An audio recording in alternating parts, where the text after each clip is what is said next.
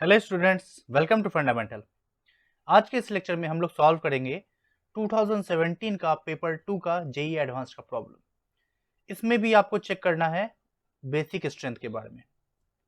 Similar concept आप 2020 में भी यूज किए थे, जिसमें भी आपको चेक करना था बेसिक स्ट्रेंथ। सो आप सोच रहे होंगे कि हम दोबारा बेसिक स्ट्रेंथ क्यों लाए। ये इसलिए है क्योंकि आपको फील करा सके कि क्वेश्चन भले ही अलग हो रहा है, लेकिन दोनों में आपको बेसिक स्ट्रेंथ चेक करना है। इसलिए बेसिक स्ट्रेंथ कैसे चेक करते हैं इसका नॉलेज होना जरूरी है। लाइक वाइज हम अगर आपको कुछ और प्रॉब्लम दिखाए तो देखिए, एसिडिक स्ट्रेंथ पे भी क्वेश्चन फॉर्म कर रहा है। कैसे? 2020 में पूछा है, 19 में पूछ रहा है, 16 में, 2007 में। भले यहाँ बॉइलिंग पॉइंट से रिलेट कर दिया, बट अगेन एसिडिक स्ट्रेंथ का ही कॉन्सेप्ट लगेगा। 17 में पूछ रहा है, 15 में पूछ रहा है, सभी क्या है? एसिडिक स्ट्रेंथ पे। नॉट ओनली दिस, एरोमेटिसिटी देखिए, 19 में पूछ रहा है, 19 में पूछ रहा है, 17, 13, 11। सो कॉन्सेप्ट रिपीट होता है, क्वेश्चन भले अलग अलग घूम जाए। तो मेरा इसलिए हम क्या किए हैं, फिर से वही क्वेश्चन उठाया जो कि बेसिक स्ट्रेंथ पे था। तो पहले तो आपको समझ में आ गया कि यही क्यों है। सो चलिए इसमें हम लोग इसको सॉल्व करते हैं। इस प्रॉब्लम को दो तरीका है इस प्रॉब्लम को सॉल्व करने का, इसी को नहीं किसी को भी। पहला तरीका क्या करते हैं आप हर जगह, ऑप्शन एलिमिनेशन। ये आप हर जगह अप्लाई करते हैं। ये क्या है? शॉर्टकट तरीका कि इसमें क्या करते हैं आप, कोई भी एक ऑप्शन ऐसा मिल जाता है जिसमें आपको पता चल जाता है। जैसे कि हम आपको बता रहे क्या, लेकिन पहले दूसरा चीज भी बोल देते हैं। दूसरा क्या है, आपको प्योर कॉन्सेप्ट, मतलब प्योर कॉन्सेप्ट कहने से मेरा मतलब हो गया आप एग्जैक्टली ऑर्डर लिखेंगे कि हाँ ये इन चारों को हम कैसे अरेंज करेंगे। सो इसको भी हम लोग सीखेंगे। ऑप्शन एलिमिनेशन पे आप कैसे आएंगे, देखिए इसके लिए भी आपको ऑब्वियस सी बात है, कॉन्सेप्ट तो आना ही पड़ेगा ना। कैसे? देखिए, आप पढ़ते हैं कि ये क्या है, गुआनिडीन। नाम से मतलब नहीं है, लेकिन सिंस हम लोग पढ़ते आते हैं तो इसलिए नाम याद हो जाता है। तो और हम लोग जानते थे गुआनिडीन बहुत ही अच्छा बेस होता था, और उसका एनालॉगी क्या होता था, एमिडीन, जिसमें एक NH2 की जगह एक CH3 आ जाता था। और हम लोग पढ़ते हैं कि ये जो गुआनिडीन है यानी जो 4 है, 4 ज्यादा अच्छा बेस होगा 1 से। बस इतना इंफॉर्मेशन है। तो देखिए आप कैसे एलिमिनेट करेंगे। ए में देखिए 1 4 से ज्यादा है तो इसलिए ए नहीं होगा। डी में देखिए 1 4 से ज्यादा, इसलिए डी भी नहीं होगा। लेकिन सी और डी में 4 1 से ज्यादा है, यहां भी 4 1 से ज्यादा है। ठीक है। दूसरा आप क्या चेक करेंगे कि सबसे देख लीजिए लास्ट में कौन होगा, यानी ऑप्शन एलिमिनेशन पे हमको पता चल गया 4 1 से ज्यादा होगा, तो मेरा बच क्या रहा है, बी और सी। अब फर्दर कैसे एलिमिनेट करेंगे, देखिए लास्ट में यहाँ 3 देख रखा है, यहाँ लास्ट 1 दे रखा है, यानी हम चेक कर लेते हैं सबसे लास्ट में कौन आएगा। तो आप ऑब्जर्व कीजिए, हम एक्सप्लेन करेंगे कि 4 1 से ज्यादा क्यों होता है। उसको हमें कॉन्सेप्ट यही तो है ना, प्योर कॉन्सेप्ट तो यही है। लेकिन ऑप्शन एलिमिनेशन में आपको इसको यूज करना है कि आप कैसे एलिमिनेट करके आपके आंसर तक पहुंचेंगे। सो वेट कीजिए, हम इसको एक्सप्लेन करेंगे। सिमिलरली आप देखिए 3 और 1 में से ऑब्जर्व कीजिए, तो यहां पर क्या निकल कर आएगा। अगर इसका कंजुगेट एसिड आप ड्रॉ करेंगे, ये कॉन्सेप्ट में ही आएगा ये चीज कि कंजुगेट एसिड यहीं क्यों ड्रॉ कर रहे हैं, एक्सप्लेन करेंगे। तो आप देखते हैं कि यहां से नाइट्रोजन इधर इसको स्टेबलाइज करता है। लेकिन आप 3 में देखिए, यहां पर अगर हम NH पॉजिटिव देते हैं, कंजुगेट एसिड ड्रॉ करते हैं, तो ये तो इधर देगा ही, लेकिन ये साथ ही साथ ये क्रॉस कंजुगेशन भी जा रहा है। और क्रॉस कंजुगेशन होने के कारण ये जो नाइट्रोजन पे जो लोन पेयर की अवेलेबिलिटी है, वो इस साइड की ओर घट गई जिधर हमें चाहिए था। इसलिए सबसे घटिया 3 हो जाएगा। तो सबसे घटिया 3 सी में ही दे रखा है, इसलिए आपका आंसर सी होता है। सो आई होप आपको समझ में आ गया कि ऑप्शन एलिमिनेशन पे आप कैसे कर रहे हैं। अब आ जाते हैं प्योर कॉन्सेप्ट। प्योर कॉन्सेप्ट से कहने का मतलब मेरा क्या हो गया, एक बार इसको इरेज कर देते हैं। आपको आइडिया लग गया कि चलो ठीक है सी होगा, लेकिन आप इमेजिन कीजिए हम ऑप्शन बनाते हैं 4 1 2 3, यहां दे रखा हुआ है, ये तो है। इमेजिन कीजिए बी वाला में, इसमें भी लास्ट में 3 दिया रहता, बस फर्क क्या रहता, यह 1 2 है और हम लिख देते हैं 2 और 1। अब आप कैसे बनाएंगे, समझ रहे हैं ना। 4 3 आपको पता है, 4 3 पता है, लेकिन यहाँ 1 2 है, यहाँ 2 1 है। तो बेसिकली 1 और 2 को आप कैसे डिसाइड करेंगे कौन सा ज्यादा होगा। इसीलिए प्योर कॉन्सेप्ट की हम बात कर रहे थे। तो आते हैं हमारे मेन कॉन्सेप्ट पे। देखिए जैसा कि आपको इधर बताए थे, एक अच्छा बेस क्या कहलाता है, लोन पेयर अवेलेबल होना चाहिए डोनेशन के लिए। सो NH3 की बात करें तो यहाँ पे एक लोन पेयर अवेलेबल है फॉर डोनेशन।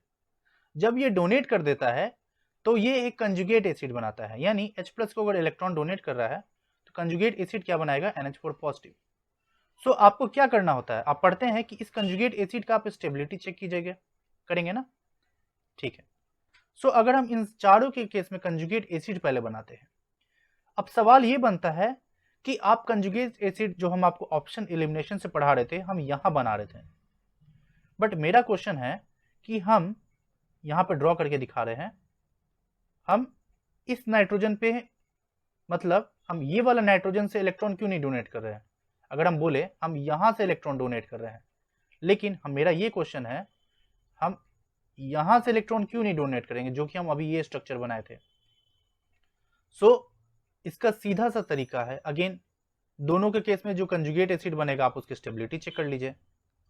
आप देखिए यहां पर जो पॉजिटिव है ये रेजोनेंस में इन्वॉल्व है इस तरह से, लेकिन क्या ये नाइट्रोजन पे जो पॉजिटिव है रेजोनेंस से स्टेबलाइज्ड होगा? नहीं हो पाएगा ना। Isn't it like this case? याद कीजिए जो आप पढ़ते हैं, क्या ये रेजोनेंस से स्टेबलाइज्ड है? नहीं है। सिमिलर केस ये है, इसलिए आप ये नाइट्रोजन नहीं, रैदर ये नाइट्रोजन से इलेक्ट्रॉन को डोनेट कराते हैं, इसलिए ये वाला मोर बेसिक होता है। पहली बात तो क्लियर हो गई, क्योंकि ये बहुत बेसिक है, बेसिक डाउट रहता है लोगों को, इसलिए हम ये चीज बता दिए। अब आ जाते हैं हमारी मेन चीज पे। देखिए, तो जैसा आपको समझ में आ गया, हम हर केस में कंजुगेट एसिड बनाते हैं, NH2 positive, NH positive, NH positive, और यहाँ पे भी NH2 पॉजिटिव। पहली बात, आप सब केस में क्या करेंगे, कंजुगेट रेजोनेटिंग स्ट्रक्चर ड्रॉ कीजिए। अगर हम यहाँ से इलेक्ट्रॉन डोनेट कराते हैं तो क्या निकल कर आएगा? आई बिलीव अगेन कि आपको रेजोनेटिंग स्ट्रक्चर ड्रॉ करने आ रहा है, इसके बिना ये प्रॉब्लम को बनाना मुश्किल है, ठीक है। एक स्ट्रक्चर ये हो गया।